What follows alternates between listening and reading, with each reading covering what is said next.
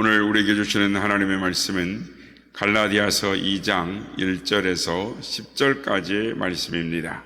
갈라디아서 2장 1절에서 10절까지의 말씀을 교독하시고 마지막 절은 함께 합독하시도록 하겠습니다. 14년 후에 내가 바나바와 함께 디도를 데리고 다시 예루살렘에 올라갔나니 계시를 따라 올라가 내가 이방 가운데서 전파하는 복음을 그들에게 제시하되 유력한 자들에게 사사로이 하는 것은 내가 다름질하는 것이나 다름질한 것이 헛되지 않게 하려 함이라. 그러나 나와 함께 있는 헬라인 디도까지도 억지로 할례를 받게 하지 아니하였으니 이는 가만히 들어온 거짓 형제들 때문이라.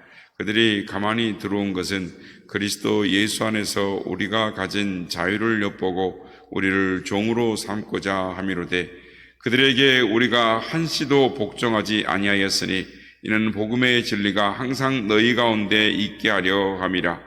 유력하다 하는 이들 중에 원래 어떤 이들이든지 내게 상관이 없으며 하나님은 사람을 외모로 취하지 아니하시나니 저 유력한 이들은 내게 의무를 더하여 준 것이 없고 도리어 그들은 내가 무할례자에게 복음 전함을 맡은 것이 베드로가 할례자에게 맡음과 같은 것을 보았고 베드로에게 역사하사 그를 할례자의 사도로 삼으신 이가 또한 내게 역사하사 나를 이방인의 사도로 삼으셨느니라. 또 기둥같이 여기는 야고보와 게바와 요한도 내게 주신 은혜를 알므로 나와 바나바에게 친교의 악수를 하였으니 우리는 이방인에게로 그들은 할례자에게로 가게 하려 함이라. 다만 우리에게 가난한 자들을 기억하도록 부탁하였으니 이것은 나도 본래부터 힘써 행하여 왔노라. 아멘. 할렐루야. 오늘도 우리 예배 가운데 함께 하신 주님을 찬양합니다. 그리고 새벽을 깨워 기도의 향연에 나오신 모든 성도님들께 하나님의 은혜와 평강이 함께 하시기를 기원드립니다. 사람은 살아가면서 해결하기 힘든 문제를 만나게 됩니다. 이때 사람들이 보이는 태도를 한 3가지 정도로 요약을 할 수가 있습니다. 첫째는 적극적으로 대처하는 것입니다.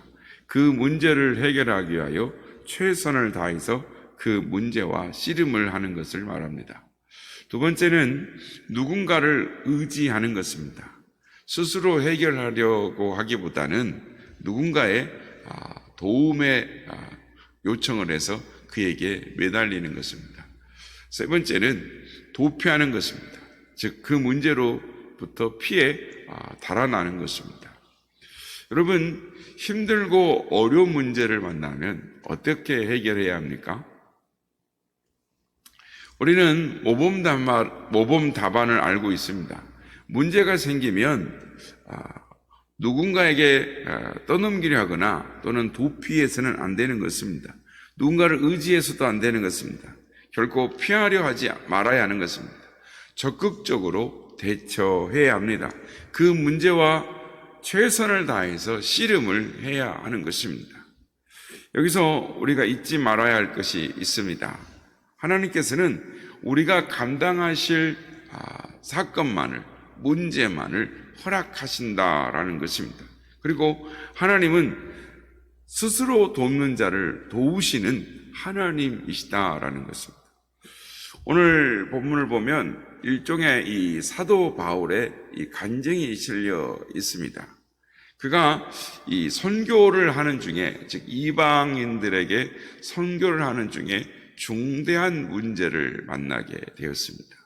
자칫 이 문제를 해결하지 않으면 지금까지의 모든 노력과 수고가 물거품으로 돌아갈 만한 그런 중요한 문제를 만났고 그런 상황이 되었습니다. 앞으로 더 이상 선교 사역을 감당할 수 없는, 아니 할 수 없는 그렇게 되어 있는 처지에 빠지게 되었습니다. 바울이 만나게 된 중대한 문제는 바로 이것이었습니다. 바울이 이방인들에게 예수 그리스도의 복음을 전했습니다. 수많은 이방인들이 그가 전한 복음을 믿고 구원의 길로 돌아왔습니다. 그런데 유대인으로서 예수 믿는 사람들이 이 문제를 제기하고 나선 것입니다. 이방인들도 구원을 얻으려면 할례를 받아야 한다라고 강조를 했던 것입니다. 율법을 지켜야 된다 이렇게 주장을 하니까 이 바울이 선교를 하다가 더 이상 한 걸음 앞으로 나갈 수가 없었습니다. 왜냐하면 그들이 주장하기를 할례를 받지 않으면 바울이 전한 복음은 가짜고 또한 바울은 사도가 아니다라고까지 말을 했기 때문에 이 문제를 해결을 해야 했던 것입니다. 우리가 아는 것처럼 사도 바울은 주님께로부터 직접 부르심을 받았습니다. 그리고 지금까지 성령의 역사로 이방인들에게 순수하게 복음을 전했고 하나님의 구원의 역사를 이루어 왔습니다. 그런데 이 문제를 해결하지 않으면 그동안 이루어왔던 이 모든 복음의 역사, 성령의 역사가 물거품이 될 수밖에 없게 되었습니다. 그리고 앞으로 더 이상 이방인의 사도로서 순수하게 복음을 전파할 수 없게 되었습니다.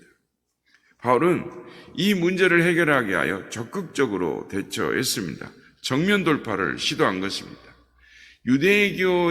유대인들의 그리스도 그 본산인 예루살렘의 교회에 간 것입니다. 예루살렘 교회를 방문해서 교회의 지도자들과 함께 머리를 맞대고 이 문제에 대하여 치열한 토론을 했습니다. 결국 그 문제를 근본적으로 해결할 길을 열었습니다. 그 결과는 이렇습니다. 우선 바울은 이방인의 사도다라고 인정을 받은 것입니다. 그러니까 예루살렘 공회에 있는 주님의 제자들이 바울은 주님으로부터 직접 부르심을 받은 사람이다. 우리와 똑같이 주님의 제자로 부름받은 사람이다라고 인정을 한 것입니다. 그리고 그가 이방인의 사도로서 선교 사역을 할 수 있도록 공적으로 인정을 했습니다. 그래서 이방인들은 할례를 받을 필요가 없고 율법을 지킬 필요도 없다. 오직 예수 그리스도를 믿음으로 구원을 받는다라고 이렇게 선포한 것입니다. 여기서 우리는 이 바울이 이렇게 중요한 문제를 그리고도 힘겨운 문제를 어떻게 해결했는가 주목해 볼 필요가 있는 것입니다. 그가 어떻게 이 문제를 적극적으로 대처했을까라는 것을 살펴봐야 하는 것입니다. 왜냐하면 바울의 그 문제 해결을 바라봄으로 우리 인생의 문제를 해결받을 수가 있기 때문인 것입니다. 아니, 실마리를 얻을 수가 있기 때문인 것입니다.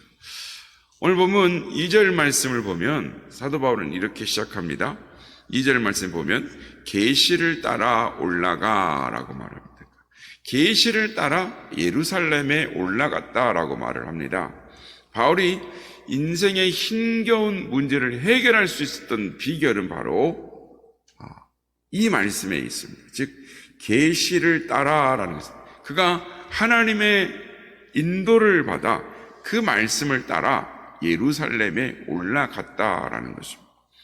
예루살렘 회의에서 이 문제를 해결할 수 있었던 것은 계시를 따라 올라갔다라는 것입니다. 문제에 대한 하나님의 인도를 받아 정면 돌파를 시도하게 되었다라는 것입니다. 그렇습니다. 사도 바울이 예루살렘에 올라가게 된 것은 베드로를 비롯한 예루살렘의 지도자들의 초청이 있어서가 아닙니다. 자신이 예루살렘에 올라가서 이 문제를 해결해야겠다라고 자신의 판단에 의한 것도 아닙니다. 바로 성령의 감동으로 하나님의 인도하심을 받아 올라가게 된 것입니다. 성경을 보면은 이 사도행전에 몇 군데에 바울이 성령의 감동을 따라 행한 것을 보게 됩니다. 즉 하나님의 인도하심을 따라 나아갔던 그 장면들을 볼 수가 있는데, 우선 사도행전 16장 9절 말씀을 보면 하나님께서 드로아에서 바울의 선교 여행을 직접 인도하셨다. 그러니까 유럽으로 갈 것을 드로아에서 아시아 쪽으로 성령께서 마게도니아인의 환상을 보여서 인도해 주셨다라고, 그래서 그 인도를 따라 갔다라는 것입니다. 두 번째는 사도행전 21장 11절을 보면 고난을 무릅쓰고 예루살렘으로 올라가는 일을 하나님께서 직접 인도하셨고 말씀하셨다라는 거예요. 그래서 가이사랴에 보면은 이 빌리 집사의 딸뿐만 아니라 애언자가 내려와 가지고 이 끈의 주인이 이렇게 수족 잡혀서 끌려가게 될 것이다 라고 해서 다들 올라가지 말라고 울고불고 그랬었죠. 또 밀레도에서도 에베소 장로들을 불러서 나는 다시는 당신들을 못 보게 될 겁니다 라고 이야기할 때, 그때도 모래사장에 무릎 꿇고 앉아서 에베소 교회 장로들이 함께 울고 이렇게 헤어진 내용이 사도행전에 나옵니다. 그때도 성령께서 나도 안다, 성령께서 나 앞에 고난이 있다는 걸 말씀해 주셨다. 그렇지만 나는 성령의 부르심을 따라 내가 인도를 따라 간다라고 말을 하는 것입니다. 뿐만 아니라 사도행전 27장 23절에 보면은 결국은 주께서 또 옆에 서셔서 말씀합니다. 너희가, 그러니까 사도 바울 너가 로마의 가이사 황제 앞에 서서 복음을 전하게 될 것이다 라고 말합니다. 그래서 그가 베스도와 벨릭스, 아그리빠 왕에게 있었을 때 얼마든지 그 감옥에서 벗어날 수가 있었습니다. 그럼에도 불구하고 자신이 갖고 있는 판단의 일이 아니라 또 그 자리에서 벗어날 수 있었음에도 불구하고 여전히 가이사의 앞에서 재판을 받겠다라고 주장하고 고집함으로 그 성령의 인도하심을 따라간 것을 우리는 보게 되는 것입니다. 바울은 평상시에 주님의 길, 주님의 뜻을 항상 묻고 그 길을 따라갔습니다. 그러나 때로는 중대한 고비 때 하나님의 뜻을 잘 몰라서 잘못된 길로 들어갈 때도 있었던 것들을 우리는 사도행전에서 보게 됩니다. 자칫 또 그 마음이 흔들렸던 적도 있습니다. 그래서 고린도전서 보면 내가 사망의 선고를 받은, 죽음에 이를 될 것 같은, 벗어날 수 없을 것 같은 그런 죽을 것 같은 그런 비참하고 절망의 마음에도 떨어졌던 적이 있었다라고 사도 바울은 고백을 하는 것입니다. 그런데 그때마다 성령의 감동으로 하나님의 뜻을 깨닫게 되었다라는 것입니다. 그리고 그 뜻을 따랐다라는 것입니다. 성도 여러분, 우리 인생에 중대한 문제들을 만날 때가 있습니다. 인생의 고비를 만날 때가 있습니다. 그때 우리가 인생의 문제를 해결하지 못한 이유가 무엇입니까? 우선 자꾸 답을 내 안에서 찾으려고 하기 때문입니다. 내 감정에 휘말립니다. 내 경험에 사로잡히는 것입니다. 내 고집에 빠지는 것입니다. 또한 다른 사람들의 시선을 의식하게 되는 것입니다. 자꾸 사람들이 뭐라 할까 의식하는 것입니다. 주변 사람들의 의견에 지나치게 귀를 기울임으로 말미암아 우리 안에 있는 인생의 문제를 해결하지 못할 때가 있다라는 것입니다. 잘 아는 이야기입니다. 철로 역정을 쓴 영국의 유명한 청교도 목사인 존 버년은 한 번은 이분이 이제 영국 왕의 명령을 어겨서 감옥에 갇히게 돼 수감 생활을 하게 되었는데, 어느 날 이 간수장이 찾아와서 목사님 가서 지인들도 만나시고 사모님도 만나시고 자녀들도 만나셔서 가정에 잠깐 다녀오시죠. 그러면서 이 감옥의 이 간수장의 자기 권한으로 내보내 줬습니다. 그래서 이 존버니 목사님이 고마운 마음에 이 감옥을 나섰다가 돌아왔습니다. 그래서 간수장이 물어봅니다. 아니, 왜 돌아오셨습니까?